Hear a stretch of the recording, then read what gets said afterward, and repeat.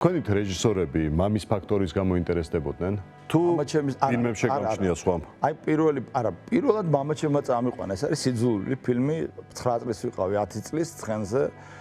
რაღაც ეპიზოდი ვითამაში, ამის გამო ცხენოსნობაზე დავიწყე სიარული და ძალიან ყველაზე ლამაზი და ბედნიერი წლები იყო ჩემი აღმოჩენა, რომ ცხენები საერთოდ სულ სხვა სამყაროა და რა მაგარი არის. მოკლედ და თან სულ ბავშვობაში მინდოდა ეს თეთრი ცხენი და რომ თეთრი ცხენებით მოკლედ ცხენებს რო შევეხე. თეთრ ცხენზე ამხედრებული პრინცი გინდოდა ყოფილიყავი თუ რატო თეთრი ცხენი? უფრო მინდოდა რაღაცა გმირი ყოფილიყავი თეთრი ცხენით, ხო? შეიძლება პრინციც შეიძლება რაღაც. პირველი მეუღლე ქეთევან მესხი. ხელი რომ მეთხოვ არსენაში ვთამაშობდი მაშინ ფილმში.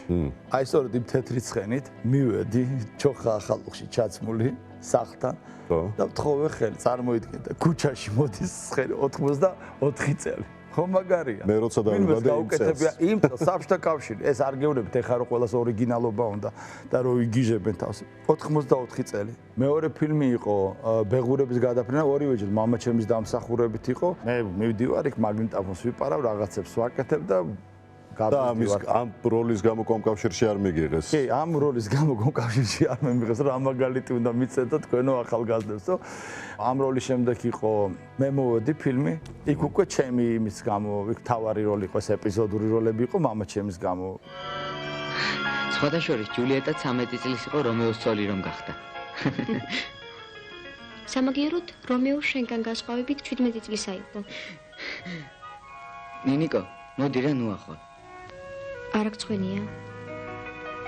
გწვენია. შენ მართალი ხარ. უნდა წახვიდე. გოდერძი ჩოხელის ფილმი. ადამიანის სევდა ერქვა ამ ფილმს. სიკვდილის როლი. არ ვიცინო კი ასტუმარო სახელს რომ გეკითხებით, მაგრამ წესია ეგეთი. გამარჯვებული სახელი სადღეგრძე რო შვედა ითქვა. სიკვდილი. რა? სიკვდილი მქვია. თქვენთან ადამიანური ყოფა მომენატრე და იმიტომ მოვედი. დიდი ხანი განიცდიდი მე ამ როლს. რატო? ყველა მეკითხებოდა სიკვდილი მოდის და რაღაცები და მე ვნებოდი ეს როლია და მე ლადო მქვია. ნუ ბევრი ესეთი უსიამოვნო კი არა, ცოტათი ეს არ მომწონდა რა, რომ აი ამ სიკვდილთან ასოცირებას გამიკეთა ძალიან ბევრმა ადამიანმა, მაგრამ სხვათა შორის სადღაც ვიყავი აღდგომის ღამეს, რომელიღაც ეპარქიაში ზუსტად აღარ მახსოვს და იქ ბერმონაზოს მითხრა რომ თუ შენაირი არის სიკვდილიო, იმედის მომცემი ყოფილა სიკვდილიო. ანუ რაღაც დონეზე იმხელად მომეხსნა ეს. ხო, ამ სიტყვებმა იმოქმედა, ხო? უბრალოდ თუ შენაირი არის სიკვდილიო, ესე იგი ძალიან არც ისე საშიში ყოფილა. ხო, კარგი სიტყვებია. ამას წარმოსახვაში არის ადამიანების საშიო, ესე რომ ესე დასრულდა ეგ ისტორია და დღეს უკვე განთავისუფლებული ვარ. მამაზე მინდა კითხო, გუჯა ბურდულზე, ფილმებზე ჩამოვარდა საუბარი და არ შემიძლია არ კითხო.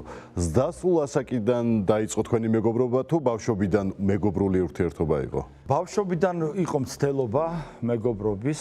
ნუ რაღაცა ხო მამა არის და მაინც უნდა იყოს ცოტა მკაცრი ალბათ, ცოტა ისეთი, ცოტა ასეთი, მაგრამ მე ძალიან მაგრად მახსოვს, აი მამაჩემს უყვარდა სულ კეიფი, ხან ჩვენთან მოდიოდნენ, ხან ჩვენ მივდიოდით სადღაც ახლობლებთან და სულ ეს მახსოვს, რომ აი მამაჩემი რო გიტარას შემოიდებდა, ეს და რო შეუბერავ და ეს ჩამოკონციალებული რა ქვია სახელოები და მაგარი იყო ძალიან რა. პირველად სასმელიც მან ხო არ გაგასინჯა, რომ გწოდნოდა ღვინის გემო. საიდან მიხვდით მაგას? იმიტომ რომ არ ვსვავდი შეშინდა და ერთხელ მოდიო და ერთად დავლიოთო და დამოჯინა და დავლიეთ.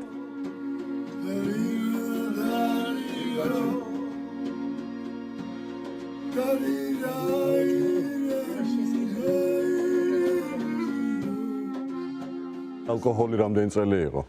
ინტენსიურად. ეს გაგრძელდა კარგი 1-10 წელი და რომ გამოფხიზდი და რომ მივხვდი ჩემს ირგვლივ რა ხდება, მივხვდი რომ ყველაფერი დანგრეული იყო, ყველაფერს დედაუტირე, მეგობრები, განაწყენებულები. ანუ მძიმე პერიოდი იყო ეს ჩემ ცხოვრებაში ძალიან და даже ესეთი მომენტი იყო რომ ხალხი მოდიოდა სანახავად რომ აი ხა გარდაიცვლება, ეხა დაერხევა, ეხა იმიტომ რომ ის იმ დონეზე დავეცი ამ ალკოგოლისგან და იმ დონეზე მქონდა ეს დეპრესიების, მკვდების მოქნევები და რაღაცეები, რომ სანამ მე ფეხზე დავდგებოდი, კარგი დრო დამჭირდა და ძალიან სერიოზული ნებისყოფა და ბრძოლის უნარიანობა, რომ ისე დღეს თქვენთან გავიღიმო. დღეს კარგია რომ ვიღიმე, თუმცა ძალიან რთული პერიოდია. ალკოჰოლმა ანუ ბევრი ვინმე და რამე წაგართვა, ბევრი წელი დაგაკარგვინა, ხო? ეს 10 წელი არ არის ცოტა დრო. თან მით უმეტეს ყველაზე საუკეთესო წლები, როდესაც პოტენციალი ბოლომდე უნდა გამოამჟღავნო. აი მარიხუანას როდესაც ეწეოდი, მამას რეაქცია როგორი იყო, როდესაც საკმაოდ გაიგო. გვიან ასაკში მოუწია სხვათა შორის მარიხუანა. ეს იყო დეპრესია მქონდა ძალიან მაგარი. რისგან? დიდი ამბიციები მქონდა, დიდი რაღაცების კეთება მინდოდა და რა ქვეყანაში მომიწია და არსად არ წავედი და შევეცადე რომ ეს ყველაფერი განმეხორციელები ნაკ და აღმოჩნდა რომ ეს ყველაფერი ისევე განხორციელდა, ჩემი დრო გადის უკვე 35 წლის ხდები, მაშინ მეგონა რომ ცხოვრება ამით იმთავრდება და დამემართა დეპრესია, რა ღრმა დეპრესიათან. ყველა ექიმს უკვირს რომ როგორ გამოვედი ჩემით. იყო და არა იყო რა, ღვთის უკეთესი რა იქნებოდა. იყო შაშვიმგალობელი ქრისტე ჩვენი მწყალობელი.